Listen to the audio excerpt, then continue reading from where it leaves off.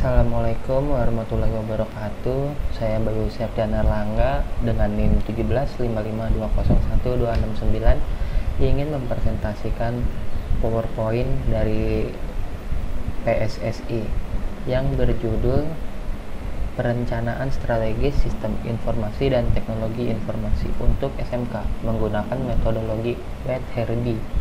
Studi kasusnya di SMK Visena Rajab.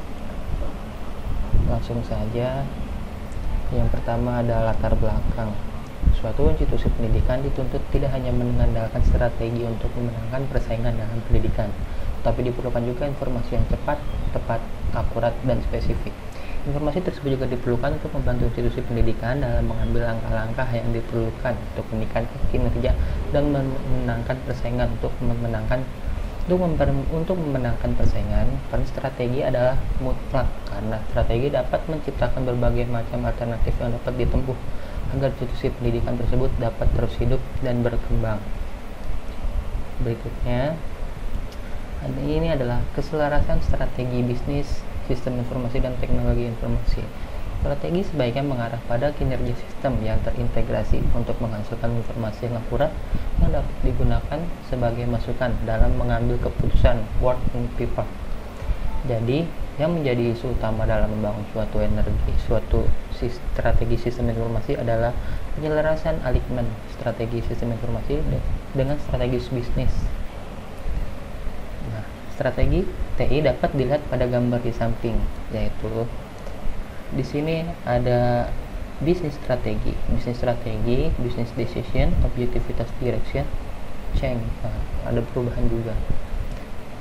Berikutnya ada metodologi penelitian. Agar penelitian ini memiliki konsep yang jelas dan fokus terhadap permasalahan, maka diperlukan susunan tahap penelitian.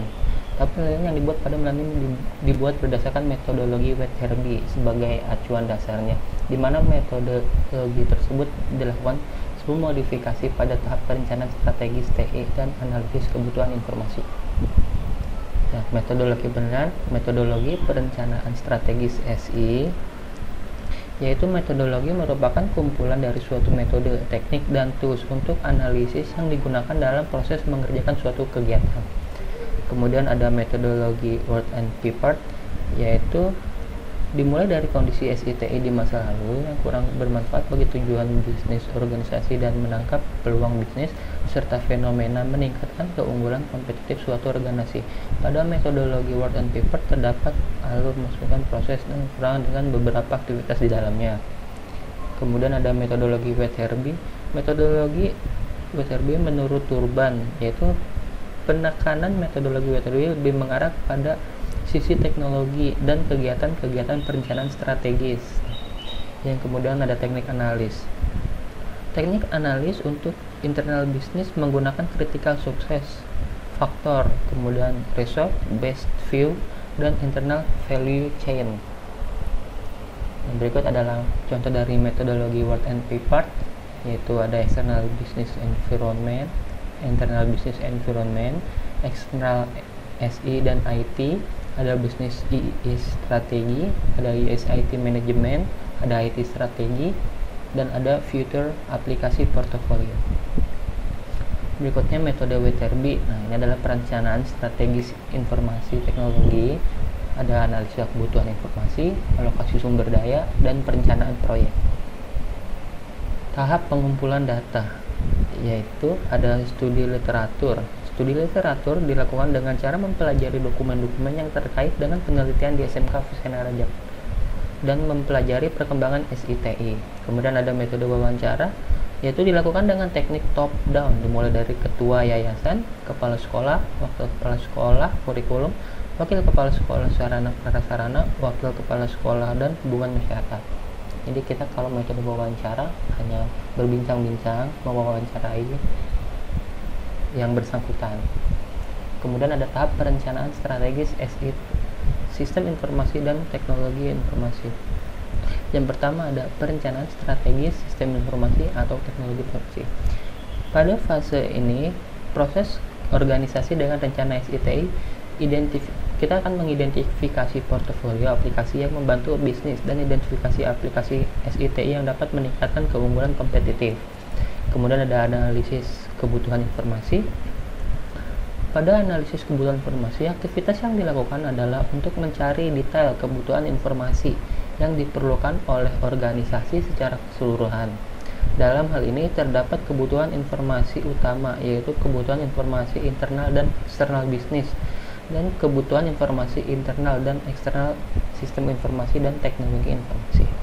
Alokasi sumber daya yang ketiga, yaitu pada alokasi sumber daya ini, aktivitas yang dilakukan adalah merencanakan pengembangan perangkat lunak. Kemudian ada perencanaan proyek. Perencanaan proyek meliputi aktivitas pengembangan sistem sesuai dengan kerangka kerja yang direncanakan, dijadwalkan, dan dikontrol. Yang menjadi acuan dalam perencanaan proyek ini adalah keluaran dari sebuah kegiatan analisis dan perencanaan strategi sistem informasi atau teknologi informasi yang sudah dilakukan. Berikutnya adalah tahap penelitiannya, dimulai dari kemudian kita akan menganalisis visi dan misi. Metode pengumpulan datanya tadi sudah dijelaskan dari studi literatur dan wawancara. Kemudian perencanaan strategi SITI-nya, ada perencanaan strategi sistem informasi atau TI, tadi sudah dijelaskan juga. Ada business of organisasi, tujuan bisnis, model bisnis, proses bisnis, rumusan masalah bisnis. Kemudian yang kedua ada analisis kebutuhan informasi, yaitu analisis internal dan eksternal, analisis eksternal dan internal. Yang ketiga ada alokasi sumber daya yang tadi juga sudah dijelaskan. Kemudian ada perencanaan proyek, yaitu perencanaan proyek yang membuat dokumen rencana dan jadwal implementasi strategi sistem informasi dan teknologi informasi. Selesai. Kemudian hasil penelitian dan pembahasan. Hasil penelitian dan pembahasan di sini dijelaskan calon siswa mendaftarkan tes. Jika lulus, calon siswa akan diterima, kemudian guru akan memberikan kegiatan belajar mengajar berdasarkan kurikulum yang sudah ditetapkan, yaitu kurikulum 2013.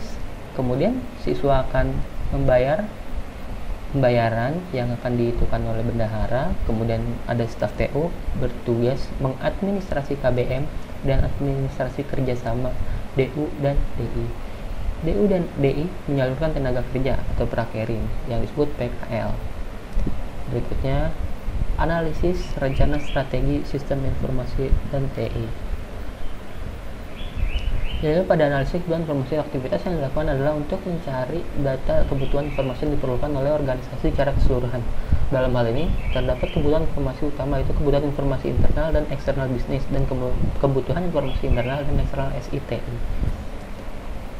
Analisis internal bisnis. Yang pertama ada critical success factor, yaitu digunakan untuk mengetahui kondisi atau faktor-faktor kritikal dalam mencapai tujuan yang diinginkan. Perencanaan critical success factor dalam perencanaan strategi sebagai penghubung antara strategi bisnis organisasi dengan strategis SI-nya. Kemudian ada research based view, yaitu berdasarkan fokus pada kompetisi dan sumber daya yang dimiliki oleh organisasi. Berikut ada Nah ini contoh dari critical success factor, itu ada strategi, ada CSF, ada kebutuhan. Contohnya mengembangkan aplikasi sistem penerima siswa baru. Nanti di proses critical success factornya kita membuat website interaktif. Kemudian di kebutuhan SITI-nya sistem front end yang mudah dan menarik pengunjung. Jadi biar pengunjung tertarik. Lanjut aja untuk yang kedua ada result based view. Nah, di sini ada research, kompetensi, compatibility for competitive advance, yaitu infrastruktur yang reliable. Kemudian ada kompetensi, layanan akademik yang prima. Kemudian ada yang bawahnya SITI yang scalable. Terus ada jumlah pilihan jurusan yang beragam dan favorit. Itu adalah salah satu contohnya. Kemudian ada internal value chain. Nah, internal value chain untuk memetakan seluruh proses kerja yang ada di SMK Fusena Raja dilakukan dengan menggunakan internal value chain yang terbagi ke dalam dua kategori aktivitas, yaitu primary activity dan support secondary activity. Berikut adalah gambaran internal value chain. Nah, itu ada firm infrastruktur atau teknologi informasi yang reliable dan low cost. Ada human resource, peningkatan kompetensi guru dan karyawan melalui kegiatan workshop, teknologi development, investasi dan pengembangan terus-menerus terhadap teknologi sesuai kebutuhan organisasi. Kemudian ada procurement, proses penambahan program keahlian di masa mendatang yang relevan dengan kebutuhan dunia industri. Di bawahnya ada inbound logistik, operation, outbound logistik, marketing and sales, dan service. Berikut adalah analisis eksternal bisnis, space, politik, ekonomi, sosial, dan teknologi. Untuk mengetahui kondisi eksternal bisnis yang terjadi yang dapat berpengaruh langsung terhadap keberlangsungan pendidikan, maka dapat dilakukan dengan menggunakan metodologi PES, politik, ekonomi, sosial, dan teknologi. Hasil yang didapat dari analisis ini dapat dijadikan sebagai acuan untuk menentukan strategi bisnis yang harus dilakukan demi mencapai tujuan strategi bisnis organisasi. Ada politik, UU Sisdiknas, contohnya ekonomi ada pertumbuhan ekonomi masyarakat meningkat, kemudian sosialnya ada masyarakat sadar dan butuh akan pendidikan, kemudian ada teknologi perangkat keras TI mudah didapat. Itu adalah salah satu contohnya. Berikut ada 5 competitive force. 5 competitive force. Yang pertama adalah power of supplier. Di sini untuk supplier produk TI yang sudah umum dan mudah didapat, maka dapat dilakukan posisi tower supplier. Nah, kemudian power of buyer. Power of buyer ini dengan banyaknya sekolah sejenis dengan menawarkan beragam kemudahan, kecanggihan, dan kemurahnya biaya pendidikan, maka dalam hal ini posisi tawar konsumen dalam hal ini siswa dapat dikatakan kuat. Kemudian yang ketiga ada trade of substitusi. Modal pembelajaran yang sifatnya lebih kepada pendidikan dengan berorientasi kerja dan wirausaha mendapat perhatian besar dari masyarakat. Yang keempat ada trade of new entrance, yaitu dengan kepentingan izin pembukaan sekolah baru yang dinilai mudah menyebabkan siapapun yang ingin membuka sekolah khusus SMK dengan kompetensi sejenis yang dilakukan dengan cepat dan mudah. Yang kelima ada competitive rivalry, yaitu dengan semakin banyaknya pihak yang menyelenggarakan program pendidikan tingkat SMK dengan biaya yang murah dan program yang lebih kompetitif. Ini ada analisis internal sistem informasinya. Analisis internal tadi kan analisis eksternalnya. Yang ini analisis internal. Belum adanya sebuah sistem yang dapat mengintegrasi keseluruhan proses yang berjalan seringkali membuat sekolah menjadi berkurang daya saingnya. Saat ini sistem informasi yang dimiliki oleh SMK Sudarajat berada dalam area operasional dan support. Belum ada sistem informasi yang bersifat strategis maupun high potensial. Jadi sistem yang ada di SMK Sudarajat belum ada sistem strategis dan high potensial. Masih ada operasional, masih menggunakan web office biasa pada umumnya. Kemudian supportnya masih aplikasi grafis seperti Corel dan antivirus Madoff yang gratis. Ini ada analisis internal TI, ada perangkat keras. Perangkat keras komputernya dimiliki oleh Sudarajat saat ini sejumlah 43 unit. Nah, perangkat keras itu kayak hardware kayak komputer yang lainnya. Yang kedua ada sumber daya manusia. Yang ketiga ada perangkat lunak atau software. Yang keempat ada network atau jaringan. Kondisi jaringan di SMK Sudarajat hanya sebatas jaringan biasa tanpa menggunakan database server. Jadi kayak masih menggunakan wifi ini. Nah, ini ada analisis internal dan eksternal TI. Analisis internal TI. Perkembangan TI selalu berkembang setiap saat. Peranan TI pun semakin banyak dirasakan manfaatnya oleh perusahaan-perusahaan yang selalu ingin berkembang sesuai tuntutan pasar. Yang kedua ada eksternal TI. Sistem informasi di era globalisasi informasi dapat dijadikan sebagai keunggulan kompetitif organisasi untuk dapat bersaing dengan kompetitor. Beberapa hal yang dapat dimanfaatkan oleh SMK Sudarajat untuk memamerkan sistem informasi yang terdepan dan akurat adalah data warehouse dan business intelligence. Nah, ini adalah solusi rencana strategis sistem informasi atau teknologi informasi. Strategi organisasi sistem informasi atau teknologi. Pada struktur organisasi TI yang diusulkan adalah dengan penambahan level baru yaitu divisi TI untuk mengelola infrastruktur TI berikut aplikasinya, sehingga nantinya akan memudahkan pendelegasian tugas oleh tim TI berdasarkan fungsi.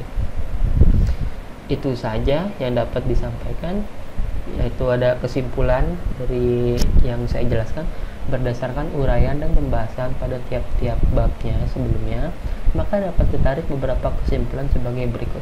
Penelitian ini memberikan usulan perencanaan strategi sistem informasi TI sebagai solusi atas permasalahan yang dimiliki di EAFI Sena. yaitu belum terintegrasinya keseluruhan sistem informasi dan adanya loss opportunity yang disebabkan oleh ketidakmampuan sistem informasi yang ada saat ini. Dengan dibangunnya sistem informasi secara menyeluruh dan integrasi sesuai proses bisnis yang ada, dan dengan perencanaan arsitektur yang mendukung jalannya sistem informasi tersebut, maka hasil yang didapat adalah SMK atau Syenaranya akan dapat menangkap peluang-peluang bisnis baru dan menjadi lebih kompetitif dalam persaingan. Perencanaan strategis sistem informasi ini dapat menciptakan strategi yang selaras dengan strategi bisnis SMK Syenaranya untuk mencapai tujuan strategi SMK Syenaranya. Solusi kebutuhan SITI berdasarkan hal yang sudah dilakukan menghasilkan 17 sistem informasi. Nah, hal ini dilakukan karena adanya keterbatasan jumlah dan keahlian sumber daya manusia serta keterbatasan dana untuk menerapkan perencanaan strategis sistem informasi atau teknologi informasi saat ini. Itu aja yang bisa dapat saya sampaikan. Terima kasih dan kurang lebihnya mohon maaf. Apabila ada kekurangan mohon dimaafkan. Itu ada email saya jika ada pertanyaan. Terima kasih. Kurang lebihnya mohon maaf. Assalamualaikum warahmatullahi wabarakatuh.